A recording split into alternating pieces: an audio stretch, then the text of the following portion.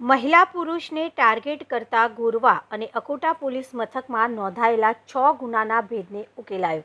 અછોડા તોડ ગેંગ સક્રિય થઈ હોવાનું સામે આવ્યું હતું, જેમાં કિસ્સાઓ વધતા આ મામલે વડોદરા ક્રાઇમ બ્રાન્ચ દ્વારા તપાસ હાથ ધરવામાં આવી. ક્રાઇમ બ્રાન્ચની ટીમ દ્વારા સીસીટીવી અને હ્યુમન સોર્સના આધારે સતત તપાસના હાથ ધરવામાં આવી હતી, જેમાં અગાઉ ચેઇન સ્નેચિંગના ગુનામાં ઝડપાયેલા સોનુ સિંહ, બલવીર સિંહ ભોડ સિકલીગર શંકાના દાયરામાં આવ્યો અને તે બાદ ક્રાઇમ બ્રાન્ચની ટીમોએ તરસાલી દંતેશ્વર વિસ્તારમાં તપાસ હાથ ધરી હતી. દરમિયાન બે શકમંદો અલગ અલગ બાઇક પર આવતા હતા.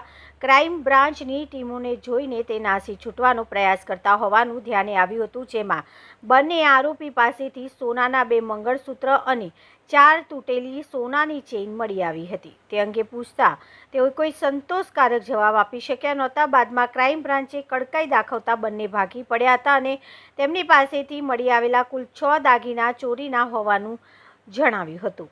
વડોદરા ક્રાઇમ બ્રાન્ચની ટીમોએ બંને પાસેથી કુલ મળીને ₹10 લાખ ઉપરાંતનો મુદ્દામાલ જપ્ત કર્યો છે.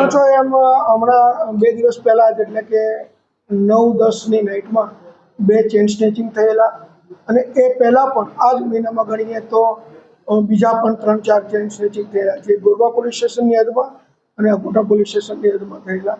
ખાસ કરીને મહિલાઓને ટાર્ગેટ બનાવવામાં આવેલા હતા. આ ચેઇન સ્નેચરોની તપાસમાં ક્રાઇમ બ્રાન્ચની અલગ અલગ ટીમો કાર્યરત હતી.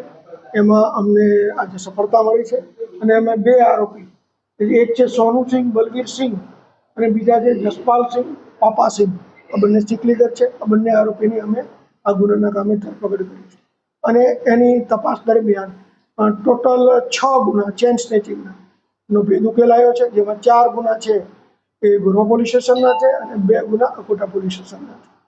એ સિવાય જે આ સોનુ સિંહ છે એની મકરપુરા પોલીસ સ્ટેશનમાં અગાઉ એક 307ના ગુનાના કામે એ પોતાની ધરપકડ ટાળતો હતો અને વોન્ટેડ હતો. તો એ ગુનાના પણ અમે એને એરેસ્ટ કરવા જઈ રહ્યા છીએ.